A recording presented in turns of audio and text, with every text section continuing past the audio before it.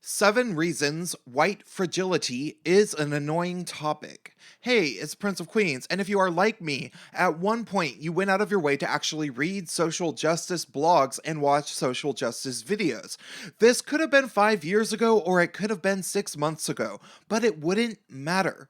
The content hasn't changed, and they still talk about the same old buzzwords and phrases that they always have. You see, the social justice conversation this decade has never been about evolving as people and moving forward, but rather about regression and leading people to believe that we live in a horribly bigoted society based on a paranoid, hypersensitive worldview, even when we might have made a lot of progress in certain areas. That said, one of the most irritating tropes that just won't go away is the concept of quote unquote white fragility, which is basically what social justice warriors bring up to refer to the times in which they say rude and often racist stuff to or about white people, and then white people get annoyed. Hashtag not all, but seemingly most of the time, according to social justice warriors, white people are not allowed to be annoyed by this treatment, or they have committed a buzzword of a phrase, which is white fragility. And we all know that if social justice warriors have a buzzword to neatly package you with, you're doomed in their eyes. Well, here's 7 reasons why the concept of white fragility is stupid anyway. Reason number 1 is the most important, which is that the vast majority of white people in the West have seriously bent over backwards to avoid being racist for well over 30 years. Sure, people aren't always perfect, and I do believe that people can be subtly racist without being a full-blown KKK member. However, when you examine white people in the current year who have not only grown up being taught that racism was bad, but then went above and beyond to read blog articles about white privilege, then check their privilege almost daily, and then go out of their way to avoid microaggressions like ever possibly touching their black friend's hair, for example, well, when you've basically asked white people to walk on eggshells around racial minorities, and then they did, and then you still find a way to get mad at white people, why is it unreasonable for the white person to be annoyed? I mean, if you are a racial minority that talks about microaggressions and stuff, and you made it clear to the white person that they had to jump through numerous hoops in order to please you, isn't it a bit entitled to make it all about the white person's supposed fragility when they are just reacting to you being upset? They were the one that had gone out of their way to avoid conflict, but it wasn't good enough for you and you had to sound the alarm.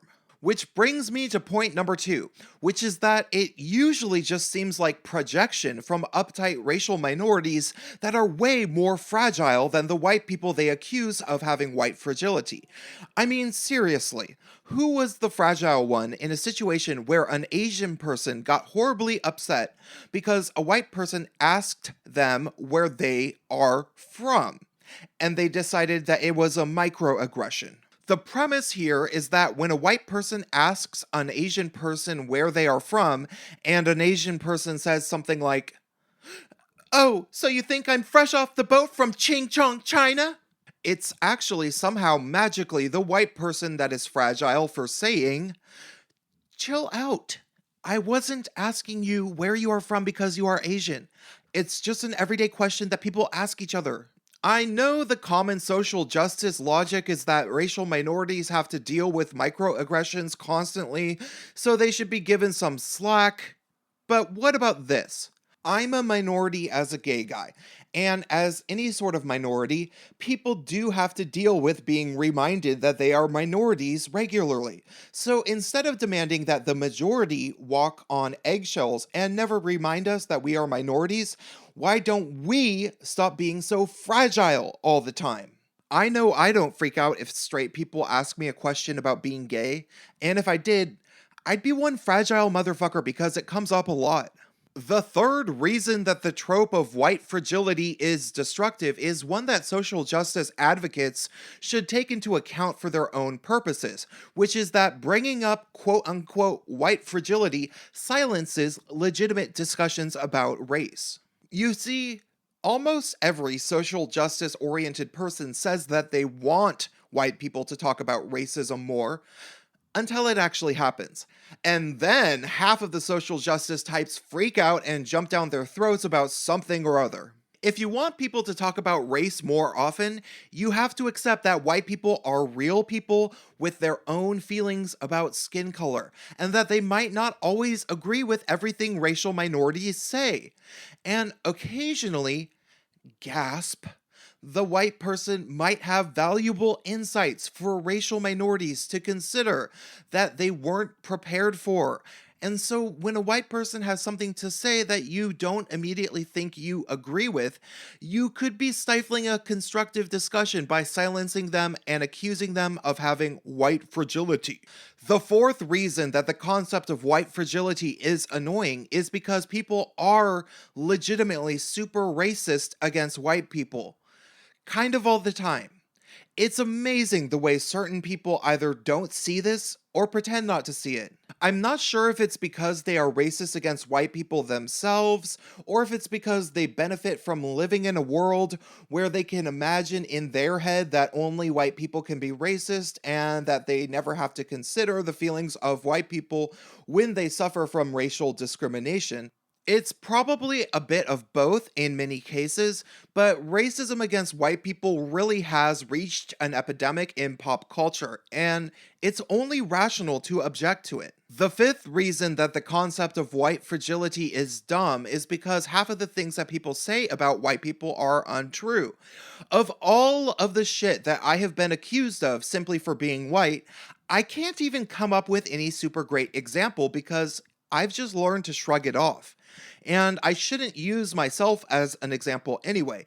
Any white person can tell you that people make all sorts of racist assumptions about white people these days, and nobody likes being lied about.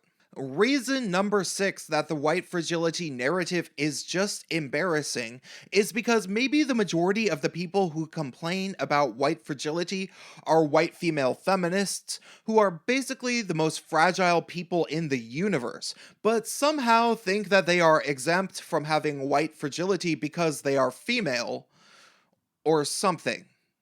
Actually, half of them would probably proudly admit to having white fragility, like admitting to it is a virtue. But then, of course, they'll accuse other people of having it as if it's a bad thing. It doesn't make sense. I made a whole video about how the most common irritating SJWs usually are white women, which is something that I'll stand by. These uptight language policing, upper middle class, fragile princesses love to run around the internet projecting their own bullshit onto others, and they seem to think that they aren't living in a glass house throwing stones simply because they aren't white men.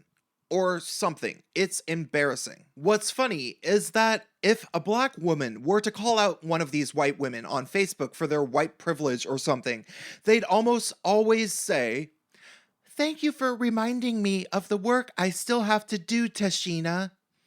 And they'll pretend to be appreciative of being publicly shamed.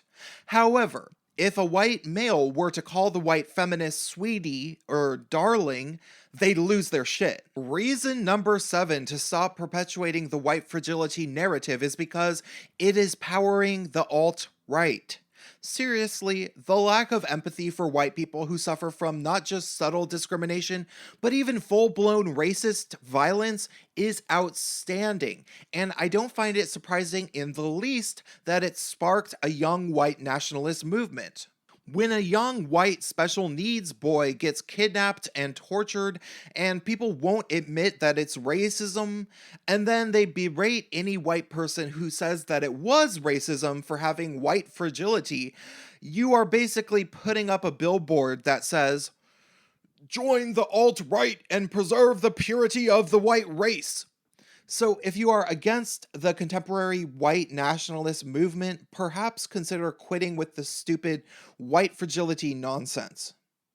All right, drop me a comment, help me out on Patreon. If you think I seem cool, hit that bell button next to the subscribe button so you don't get unsubscribed from my channel, and stay tuned.